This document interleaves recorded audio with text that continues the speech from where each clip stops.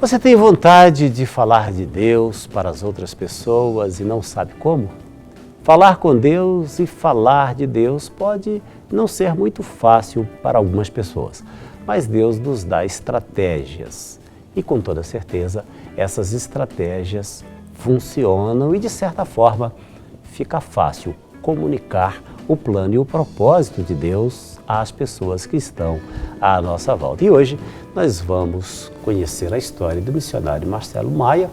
Deus tem dado a ele uma estratégia diferente. Ele tem levado o Evangelho, a mensagem do Evangelho de Cristo em muitos lugares e lugares que dificilmente alguém conseguiria entrar. E qual é a estratégia que ele tem? Ele vai nos contar agora.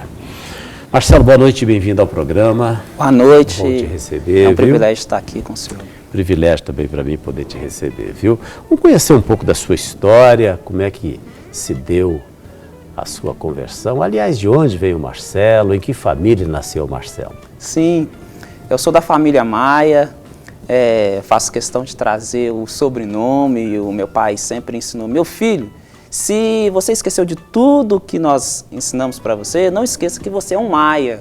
Então, a minha família é uma família de pregadores, hoje todos convertidos em Cristo. Eu fui o primeiro. E desde os 9 anos, eu conheci aí a prática da capoeira. Mas voltando um pouquinho, antes você disse que você é de uma família cristã. A minha família se converteu através de mim. Ah, foi através da sua conversão, então? Sim, eu fui o primeiro. Sim, entendi num primeiro momento que você havia dito que a sua família tinha raízes cristãs evangélicas. Não, minha família não tem raízes Sim, cristãs. Bom, então você dizia que com 9 anos você tomou gosto pela capoeira. Eu conheci a capoeira ali na região do Pindorama, no Ceame, e fui crescendo ali. Dentre os praticantes, alguns foram presos, outros morreram. E eu fui tomando gosto pela prática até que cometi alguns delitos. Agora, que relação tem aí, por exemplo, a história da capoeira com a morte dessas pessoas, a prisão delas? Por quê? A região do Pindorama, nós tínhamos ali alguns jovens, adolescentes que eram tendenciados ao crime. E de alguma forma, eu me lembro... Não por causa da prática da capoeira. Não por causa da prática da capoeira. Vocês tinham na capoeira uma forma, eu imagino até, de socializar. Não, naquela época ainda não se falava destas ideias de socializar. Hoje nós muito temos aproveitado a cultura para reintegrar, socializar, mas naquela época era dada como prática de malandros mesmo. E você acha que foi por isso também que, de certa forma, no nosso meio, principalmente no segmento evangélico, a capoeira sempre assim foi visto como uma coisa meio marginal? Eu tenho falado muito sobre a revolução do pensamento e tenho tentado ensinar sobre uma desintoxicação religiosa. E estou lançando um livro aí, Capoeira e Religião, 2 extremos ligados pela desinformação.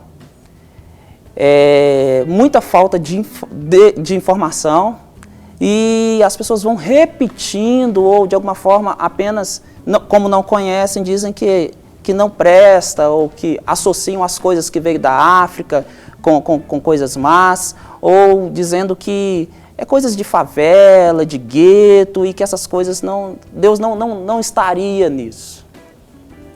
E, de alguma forma, Romanos capítulo 5, versículo 20, diz que aonde abundou o pecado, superabundou a graça de Deus. Quando a igreja começou a chegar no Brasil, através dos metodistas e dos presbiterianos, eles tinham que mandar relatórios para os Estados Unidos. E não houve aceitação por parte de nós, brasileiros, em primeira instância, e eles precisavam mandar um relatório. A Igreja Católica, o Estado era um, e começou-se então a perseguição a qualquer um que pregasse em praça pública. Naquela época, os escravos, agora não escravos, já estavam libertos ou livres por cartas de alforria, não tinham como voltar para a África. Começou-se então as práticas de roubar da capoeiragem, malandragem. E esses missionários, eles já, então, de estratégia, direcionados por Deus, começaram a evangelizar os portos. Um missionário chamado Fletcher teve uma grande estratégia de deixar contêineres inteiros de Bíblias. E esses capoeiristas, esses negros, que marginalizados, que os patrões, os senhores não queriam pagar pelo salário do negro, era uma afronta pagar para um negro trabalhar, e então eles roubavam. Então esses missionários tiveram uma estratégia, deixar Bíblias para serem roubadas. Para serem, entre aspas... Deu certo, e eles começaram a mandar carregamentos inteiros de Bíblias para os portos de Santos, Rio de Janeiro. Então, podemos dizer, uma história não muito contada, que os nossos, então, marginalizados começaram a formar as primeiras igrejas, dentre elas, ajudar a formação das Assembleias de Deus. Se nós buscarmos hoje os livros dos primeiros membros, eram todos negros. E, mais uma vez, onde abundou o pecado, superabundou a graça de Deus. Verificando essa parte da história, eu pude ver que Deus já se importava com os não marginalizados, assim como aconteceu em 1 Samuel, com os valentes de Davi. Bom, você está falando naturalmente de coisas que você nem sempre soube. Sim. Houve um momento em que você se interessou por isso. Vamos voltar um pouco na história e falar desse tempo seu de envolvimento com, como é que eu vou chamar, o movimento de capoeira, a capoeiragem, com a dança, porque ela é também considerada uma dança, não é isso? A capoeira é vista como uma dança. A capoeira, ela é uma luta. Ela se disfarçou como forma de sobrevivência, como dança. Ela se disfarçou de folclore. Há quem diga que ela se disfarçou de religião, mas ela nunca foi religião. Mas a capoeira, ela é uma cultura, ela é luta. Mas o que está muito vivo na cabeça das pessoas é de que a capoeira tem um sincretismo religioso. Sim, claro. E você disse que não. Claro, o sincretismo religioso, ele fez parte, sim, da capoeira, mas a capoeira, ela não nasceu para a religião.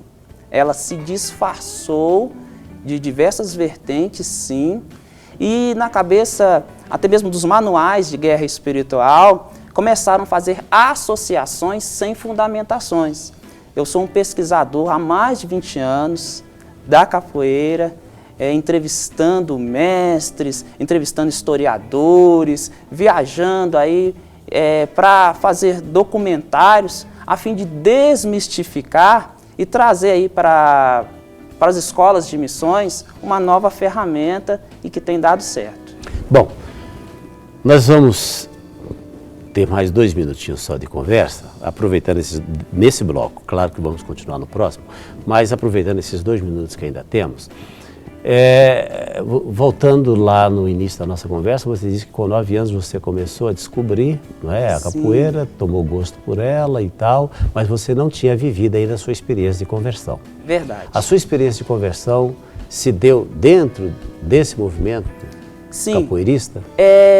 Por ocasião, nós éramos estilizados totalmente regional, que a capoeira ela tem correntes na regional, na Angola, agora na Banguela. Então nós tínhamos um foco na regional e por falta de informação mesmo, nós éramos muito voltados para a área da violência.